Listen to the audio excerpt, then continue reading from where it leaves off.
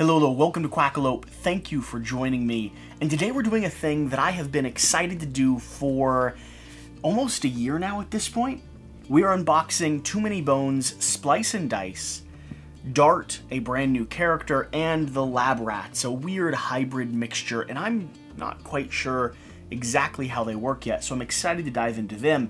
Now, this hopefully will be a fairly quick and clean unboxing video covered with as nice B-roll as we can produce, showing off all of the components while I take everything out and talk with you about how they function when it comes to the core game, and probably read some flavor text along the way, because I believe this is jam-packed full of it, and if I can have my way, the majority of this video will just be me reading flavor text to you. Now, like any of our unboxing videos, this will be closer to an overview than just an unboxing. I am familiar enough with what is going on inside of these boxes that I can give you a good sense of what they do and the way that they implement into or change a game that I absolutely adore. Now, if you're not familiar with Too Many Bones, go check out our Right For You, Wrong For You video breaking down the core box and the current expansions up to this point, because I own it all. Now I'm just waiting on the Trove chest so I can actually organize it all. Chip Theory Games put out a beautiful update on that, and I'm really excited to get that into my hands. Whatever the case, I need to stop talking. I'm honestly ready to get into this. So, Splice Dice, this weighty, self-contained little box here. Now, this expansion is going to be a set-aside game into itself, so you have a thing where you concoct, you work as the lab technician, and you concoct your own creature, your own nemesis to face, and then he goes up against a standard one, or sort of, I guess, a filler one, and you win if he remains together, whether it's through genetic splicing or just not getting destroyed on the battlefield. But the real way that this is going to integrate, the most interesting thing about it for me, is that this starts mixing into the core game that I already know and love. And I know I keep talking about it. I fully intend to have gameplay of Too Many Bones as soon as possible. I have sat down with Jan and played it countless nights, and we just haven't got it in front of the camera yet, which honestly is something that we should have done over this last year. So please feel free to hound me about that. You can expect it, and I am excited to do it. It is hard to keep track of all the things that I want to cover. Whatever the case, this integrates into your core game system. So as you're playing, as you're defeating baddies, the first sequence of baddies, or some of the lower level ones that you defeat, assuming you don't go for the high ones immediately, will get pulled over by the robots that spread across the battlefield. They will be brought over and genetically spliced together to create the creature that breaks free and you have to face at the end of your campaign. So, where the stories are fun, and the nemesis are fun, and they have interesting mechanics, there is sometimes a desire to face and develop and deal with the problems that you've created yourself, and Splice Dice allows you to do that. It also comes with some brand new nemesis monsters that you can face, that you can incorporate into the main campaign, that have a very, very strange mix of abilities and influences. So, I'm going to go ahead and cut a seam into the side of this box, and then I will be respectfully quiet.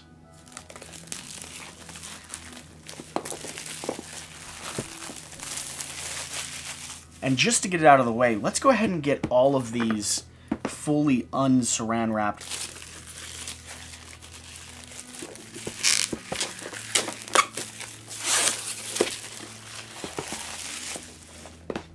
And the last one here already has some tears.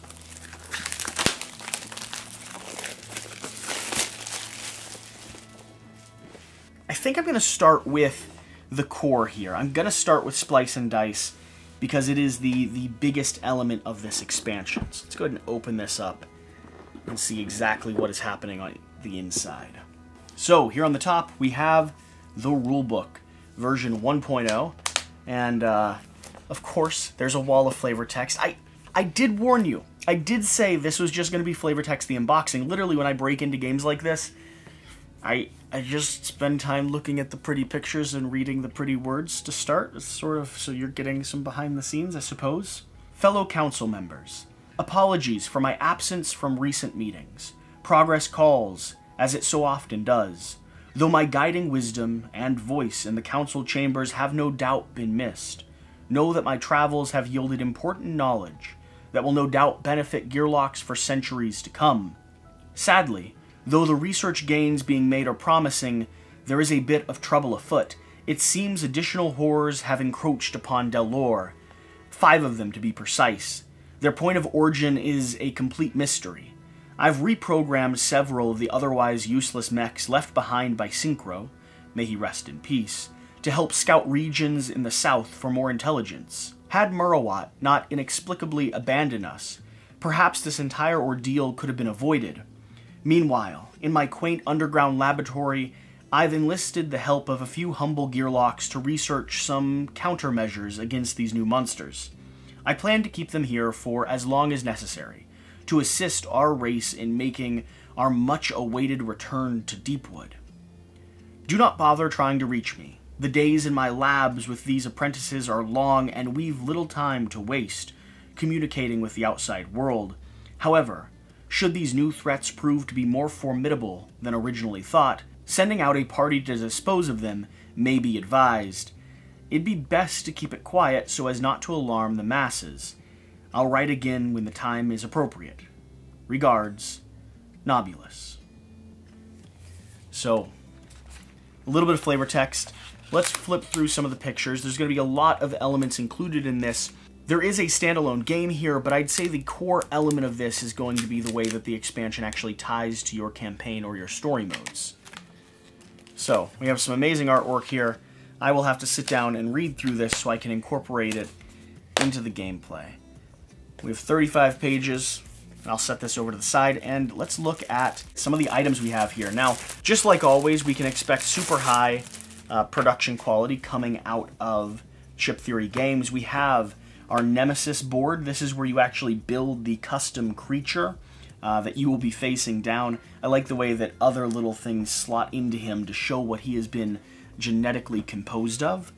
We also have, I believe this is our tracker, so as you're building your Tyrant and progressing through a series of days, items and creatures get locked in here, which then splice together to create or form the actual guy you're facing, so your actual Nemesis creature. We have our Tyrant reference sheet here. Now this Tyrant reference sheet is just going to go through all of the little helpful bits and pieces, just like any of the Gearlock things. So keywords, a general kind of guide, and a reference sheet for all the different dice and what exactly they do. We have the Rippable, Savable sheets. So these are going to be the sheets that if you create a Nemesis that you really want to face again, or you want to show your friends, or you just think is really, really interesting, you can actually save your creature here. And the charred edges here were actually a Kickstarter bonus. It smells like it's been charred. Interesting. I like it. We have a grab bag here. We have our little dials. So these are going to slot into the bottom portion of our board here, tracking things like days and other stats. So pretty simple little plips here. I will put them back in the bag so I do not lose any of them. And then finally we get down into the beautiful packaging, but then also we have our cards, we have some custom little sleeves, and then we have our dice. These dice are going to be what you utilize to build your custom Nemesis. And then finally, we have a stack of chips in a really nice Chip Theory Games tray. I like that. These chips are going to be our brand new creatures, our brand new Nemesis that we are actually going to be able to face. So I'll have to look up which ones they are, but I know there were 4 in the core, and then I think we unlocked 1 extra through the Kickstarter kind of progress board. So let's see here. Let's see if I can find them right here. Oh! Okay.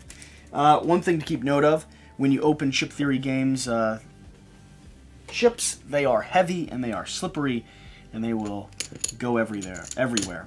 So here we have a few of them. We have, it looks like the Plague, sort of an infested creature. We have Blowgear, who's an experimented on gearling, who is now cunning and unique, even though he looks kind of meek. We have Ammonite, which is sort of a rotten creature. We have the Leech here, which is interesting because it actually lives under and absorbs health from other creatures. We have Oxidide, which is a mechanical hybrid. I'm not exactly sure how he plays on the actual board, but I know he was one that I was really looking at. Oh, interesting. And then we have, it looks like we have an entire sequence of like body parts and things that all get linked and locked together. Let's go ahead and open up this last one here. Look at a few more of these chips before we put them away. Like I said, they will go absolutely everywhere. Who else do we have here? So level 5 baddies, level 20s. Looks like these are going to be a mix of new standard baddies that get incorporated based off of which nemesis you're actually going to be facing. So I'm going to go ahead and slot all of these back into the appropriate tray so I can keep everything together. I'm sure I'm showing you B-roll of all of these different baddies and creatures.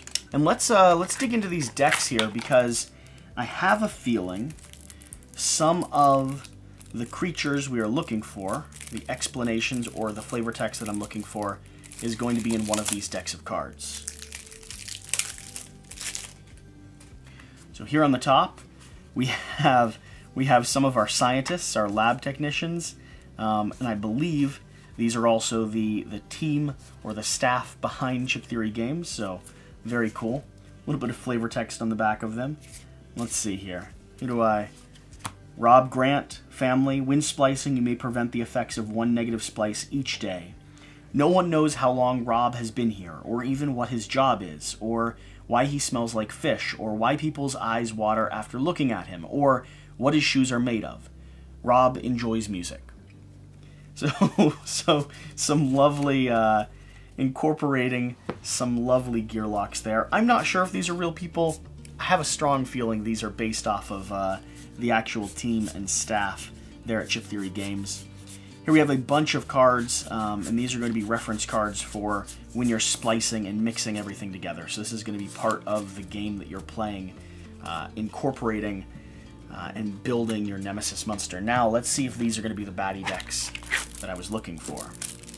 Yes, they are. Let's get ready to find out about some of these guys we're making. So we have our standard decks here. Where are the actual... There we are. Alright. I'm not going to show the back of them because I don't want to spoil anything, but we have Ammonite. Nobulous fancies himself an expert in all areas of science, but his attempts to improve on the venomous experiments pioneered by Drellin led to the creation of a tyrant so toxic that Nobulous was forced to expel him from his lab. These days, Ammonite lurks in whatever bog will have it, infesting the air with its poisonous spores. Gross. So I think it's going to be spreading spore chips to you as you face him. Great. Oxidide. In most cases, Nobulous attempts to stretch skin over his metal machinations. In Oxidide's case, Nobulous has attempted to encase something disgusting within a metallic exoskeleton. What little true organic matter is contained inside Oxidide has an unfortunate resiliency, staying a threat even when separated from its main body and chassis. So that's where those arms and legs and pieces and bits and bobs that we were looking at start splitting off. Gross. Nobulous. What could Nobulous want with a clone? The possibilities are endless. A perfect experimental specimen, perhaps, or even a potential host for a transfer of consciousness. What he got instead wasn't quite so sophisticated. But when life gives you lemons, you turn those lemons into deadly weapons. Or at least, that's what Nobulous did with Nobulous. Leech. This one's the grossest to me. I don't really like Leech very much. Not because it doesn't seem good, it's just I don't like leeches. Barnacle has long been the uncontested ruler of the Siborn's depths, but Nobulous could not let such a valuable resource go unexploited. In an attempt to gain a foothold below the waves as well as above, he crafted Leech to sow discord under the surface. The blood-sucking slug-man sees no friend or foe. He feasts on all indiscriminately. See? Gross. And then we have Lockgear. As experimentation on animals and baddies began to yield promising results, Nobulous turned to experimentation of his own kind. Lockgear is one such example. Confused about where his allegiances lie and suspicious of everyone and everything, Lockgear has developed an unpredictable sense of cunning beneath his less than threatening exterior. So, those are going to be the baddies that we are set up and that we're going to be facing. I am excited to take some of them down. I might even do, maybe the first gameplay I should do should be diving in and trying to conquer Leech. I don't know. One of those. Sooner or later, it's bound to happen. All right. Before this gets too long, let's set these over to the side. And let's go ahead and open up these other boxes that we have here. So, Dart. Brand new character for us to play with.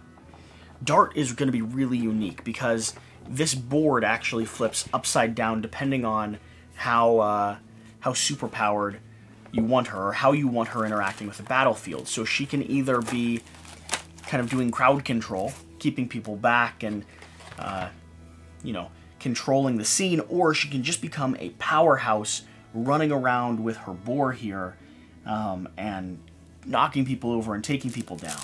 We have our player mat here with the beautiful stitched sides, and like I was saying, you can either be on Dart's non-aggressive side, or you can flip over to the incredibly aggressive side with a rampaging battle map here, where she just starts chaining and knocking people over and running around the board. I'm really interested in learning how to play her. I think she's going to be more complicated than your average Gearlock, at least the ones... I mean, I've spent time just trying to get to know a few of them from the core, and she is going to be a whole nother thing to tackle. So, we have her reference sheet here, and we even have a separate little one that breaks down Dangerous Dart, the entire other mechanic of Dart. And here we have, looks like she is high difficulty and moderately good at solo. So you might be able to take her on a campaign, although this game is hard to play solo. Not that I'm not going to try, but it is hard to do. So I'll set her back in here. Let's go ahead and take a look at some of these dice. I'm going to have neon green this time. Some beautiful chips. You have her board, and then you have Dart's chip right here. Same quality as always.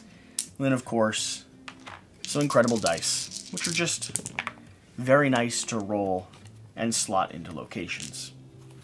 So, pop that over, and let's take a look at the last core that we have here, the lab rats. Now, what I know about the lab rats, and I don't know much actually, this is probably the least covered element, the lab rats are going to be gearlings who work together, kind of as a squad or a team, getting special abilities and weapons and items that they can utilize, but if one of them gets knocked out, you're in trouble because they have to operate as a team. They sort of operate as a whole. So here it looks like I have their 4 sheets, so 4 different player boards, and each one has different stats, right? So there is going to be gear that they can do. They have their active dice, they have their bone rolls, they have their own unique stats, and then I believe these are the locations where you slot in their upgraded abilities. So you slot in the weapons or the things that they're carrying with them, and you have to be very particular about what things you're sending on the path.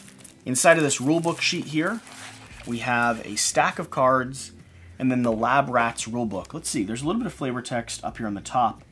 Fresh out of school, these young Gearlocks signed up for the internship of a lifetime.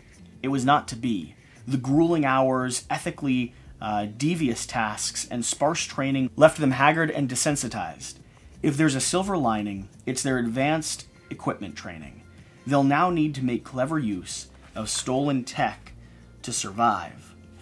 So, it seems like the core mechanic. You're going to be utilizing each one of them with different types and styles of tech, and they each have their own custom sort of unique player powers and abilities. So depending on who you're running with will really determine kind of your battle plan and the way you have to approach a specific situation. Now, they are the same level of difficulty and the same level of available when it comes to solo gameplay. Actually, slightly higher when it comes to solo, so maybe a little bit more variation in the way you can approach playing them. But still, moderate to heavy difficulty when it comes to learning. I think both of these new characters are deeper, or at least strategically more difficult than your older ones. So we have our chips here. And then what do we have here? These are going to be our health chips, unique for each one, so 3s. Interesting. And then here are going to be all the dice tied to each player mat and character, but then also tied to the different weapons and abilities they have. Now, I'll need to spend time reading into this to really understand how all of this starts to work, but during adventure setup, choose 2 of the 4 lab rats to join the party. Place their mats in front of you with the stat dice of their colors and their chips beside the maps. The remaining lab rats, chips, and stat dice should be set out of play. You do not have access to them until they join your party using Initiate +1. Only 1 lab rat may be active or tagged in at a time. You can switch your active lab rat at the start of battle by tagging out. Interesting. So you're choosing and jumping into different scenarios and encounters and spending resources on who you want to pull into battle and combat and how you want to utilize them. Yeah, I am interested in learning these little heroes. So I think that's an unboxing. I read some flavor text, which is ultimately what I wanted to do. I probably talked for way longer than you anticipated. Now I'm going to set up and I'm going to film some B-roll of this, and then I'm going to get this edited, and then I'm going to start learning how to play this, because I genuinely need to get some Too Many Bones to the channel, some gameplay of Too Many Bones to the channel soon, like within the next few weeks at the most. Now, along with that, a little behind the scenes, if you made it to this point and you're a fan of Chip Theory Games, with my order here, I had also ordered everything from Cloudspire. So I was waiting on the expansions, the playmat, the miniatures, like the actual spires. I've been playing Jan's copy for a while now, but I am now ready to dive into, and I actually have everything I need to get up and running visually with mine. So you can also be expecting some Cloudspire coverage very, very soon. In fact, we plan to film it the next time Jan comes down from DC, which I believe is in about 3 weeks. We're hoping to sit down and either play head-to-head or do a co-op mission and probably lose dramatically. But if you've made it here, hopefully you've enjoyed this. I had a fun time unboxing this. I honestly just wanted to dive in so that I had an excuse to not leave it sealed on the shelf. I knew I had to open it on camera. I wanted to share it. I wanted to talk about it. But I also just wanted to start playing with it. So that's a thing. But if you've been here, leave a comment down below. Let me know your thoughts around this expansion. What are you going to play with first? And let me know, I guess if you've actually been here, choose what I cover first. So if I take a adventuring party out, give me maybe 2 gear locks to run, and give me a scenario and a nemesis to go up against. Let me know, and I will, whichever one maybe gets the most thumbs up, or I see is the most intriguing, I will run that scenario for you. Whatever the case, whatever you do, remember to do the important thing. Get out and play some games. We'll see you next time. Thank you.